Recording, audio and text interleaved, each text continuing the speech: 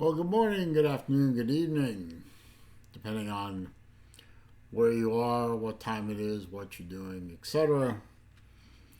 It's time for another Not Walking and Talking video with me, your boy, Celine Driver, coming to you from somewhere in Florida. Well, you know where, so it doesn't matter. The college football season for 2022 is upon us, and while all my friends who are Georgia Bulldog fans and Alabama Crimson Tide fans are, and some Clemson fans and Ohio, I don't think I know anyone who's an Ohio State family, but if you are, let me know in the comments. They're all looking forward to this season. There are many in Gator Nation, like myself, who have some trepidations. It's not been an easy time for Florida Gators with respect to the quality of our program. We've run through three not really good head coaches. I affectionately refer to them as Moose Stump, Shark Humper, and the Clown. And yes, I was initially at the hire of Dan Mullen enthused because he had history with the program. I mean, he was the OC under Urban Meyer. And even though Urban Meyer left the program in a bit of shambles and he left under a cloud and he flat out lied to the Gator faithful, he also did many, many wonderful things for the program. 2 national championships, a Heisman Trophy winner, an overall fantastic record as the head coach of the Florida Gators. Can't take that away from him, but you also can't take away from him how he left the program. Then we ended up with Will Muschamp, who I affectionately refer to as Moose Dump, who wrecked the program, handed it over to Mr. Aw Shucks Midwestern fat slob himself, McElwain, who I affectionately refer to as Shark Humper, and you can find that picture on the internet. I mean, it wasn't him, but it was somebody that looked incredibly like him, lying naked on the deck of a boat next to a shark that they had caught. Hence, Shark Humper. And then Mullen comes in hoping to implement the Gator standard. And while he managed to do quite a few things, he also did quite a few things wrong and really damaged the program even further, the last thing it really needed. And he wasn't alone in that. He also had a fat piece of shit named Todd Grantham, who, despite having wrecked 2 defensive programs previously to working for the University of Florida, managed to wreck ours as well. So, good job. Anyway, we now are on the verge of the Billy Napier era. We know Billy Napier came from Louisiana. He had previously worked under such college football coach luminaries like Dabo Swinney and Nick Saban. And it is said that he is trying to implement the Nick Saban-esque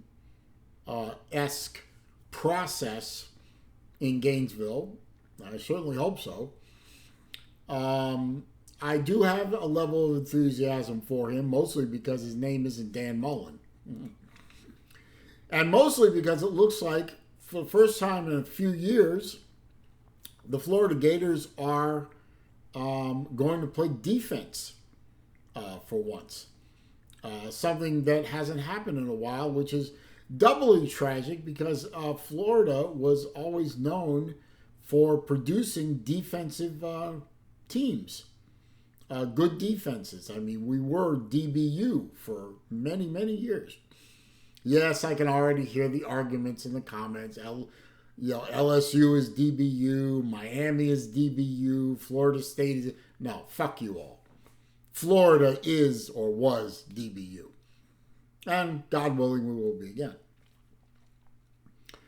But going into 2022, there are positives to look at and there are negatives. Now, this video, I'm going to look at the problems facing my Florida Gators. Next video, I'll look at the positives. And there are a few. But let's face it, folks. University of Florida football in 2022 is not going to be a lot of fun to watch. I may or may not do a preview and prediction video of my own. I don't know if I'm going to or not, but let's just say I see looking at that schedule as a 7-5 schedule. Bowl eligibility, barely. But I don't see more than 7. Now, some places have predicted an 8-4 record. Hell, I saw a couple of predictions that the Gators go 9-3. I think, given the fact how bare the cupboard is, that's overly optimistic. I think 7-5 is realistic. And yes, I know all you trolls out there are saying, oh, 4-8, 5-7, 3-9, STFU. But I have my non-copious notes here of 3 things that I see as problems for the Gators leading into 2022. And the first thing I look at is thanks to the inability to recruit by Mullen and Grantham, we have a very weak defense still. I mean, it was not a strong suit of our team in 2020 or 2021, and it's not going to be a strong suit in 2022, even though we've tried to recruit players, we've implemented a new coaching staff, a new strength program, trying to refocus, discipline. I've made a few notes. Our defensive line, very young and very thin. Not a lot of depth in that line past the first team, and it's a very young line. There's not a lot. There are no real stars in that defensive line. There's not a lot of experience. I don't know what our pass rush is going to look like. I don't think it's going to be setting any records, to be sure. But, you know, and of course, we are implementing a new coaching system, so not good. We lost our best linebacker, a guy named Diabate. I think I'm pronouncing that right. We lost him to the transfer portal. The portal giveth, the portal taketh away. It's a blessing, it's a curse. But we lost our best linebacker, or one of our best linebackers. We still have Brian Cox, who right now, as I speak, is going around talking trash. Brian, shut up, man. Stop it. All that shit is going to do is make the other teams aggravated, and it's going to make you look stupid when you get freight trained by them. Stop it. Keep your mouth shut. Do your job. Be a leader on the team without being an idiot. But the linebacker group lost our best, or one of our best linebackers, and they're going to have to rebuild. Again, kind of a lack of stars.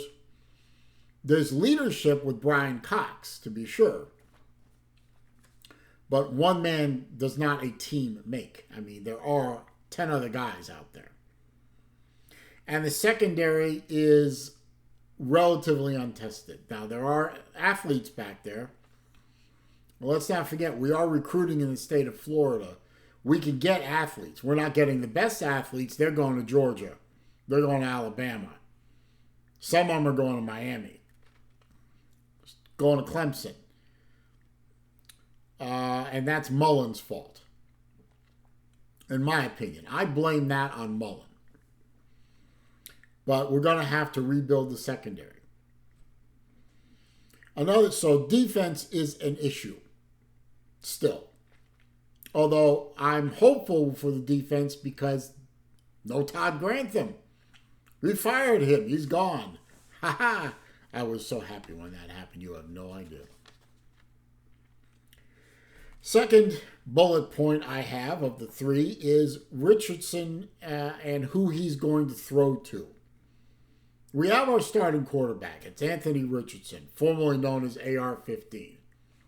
He decided to drop the AR-15 to be politically correct and woke and not piss off the snowflakes and so on and so forth.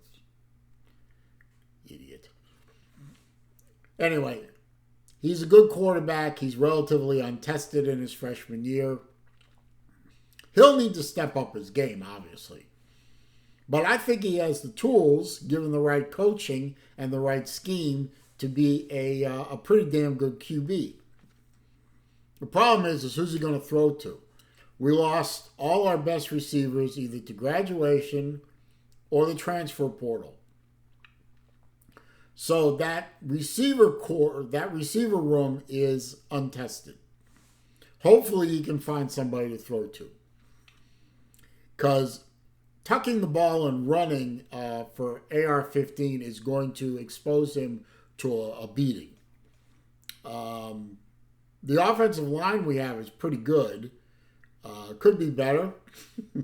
Could always be better. But I really don't think that AR-15 wants to be a dual threat and go 60-40 run versus pass.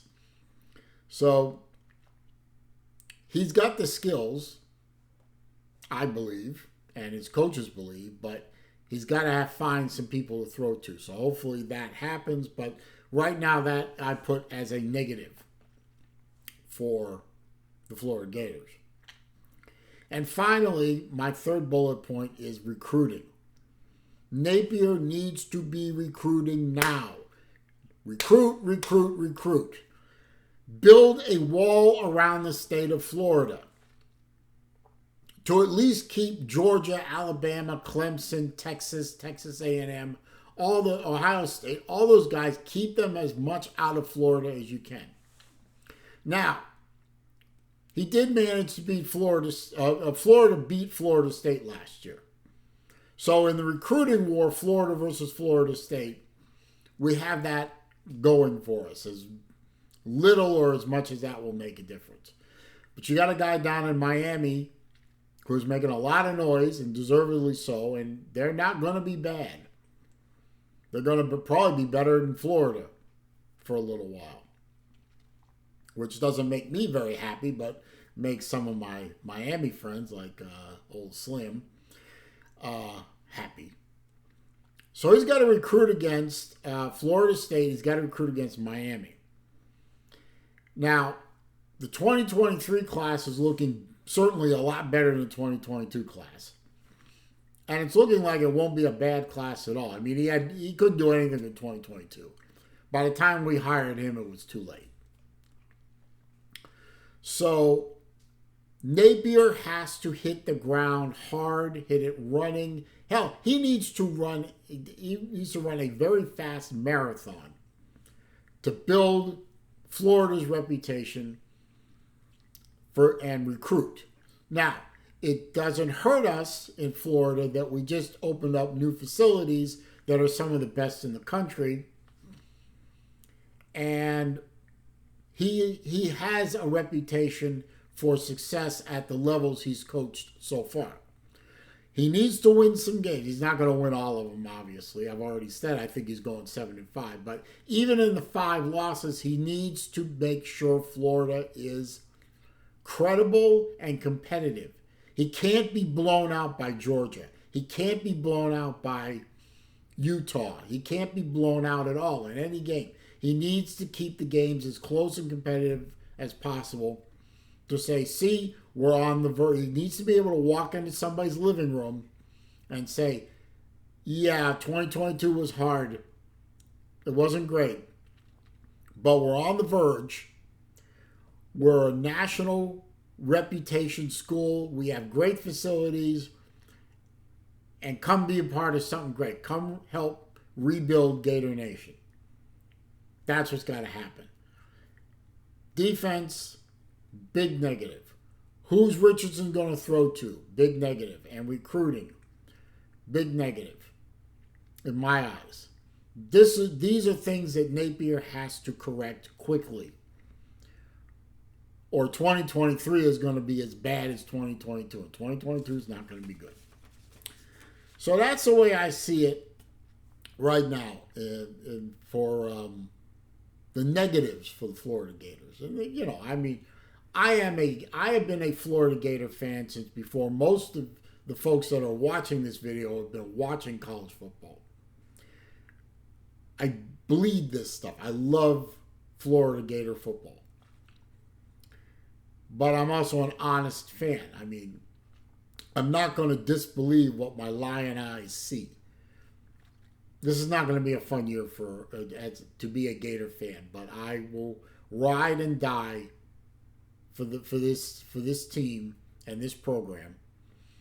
And I know that not all things last forever. All the good times don't last forever. The bad times don't last forever. If you were a Gator fan like I was in the 70s and the early 80s, you know that the bad times don't last forever because there were good times after that. And then there are bad times that are now that they can be turned around. So that's what I see. That's what I think. Whatever you like or see or think or don't like, tell me about it in the comments.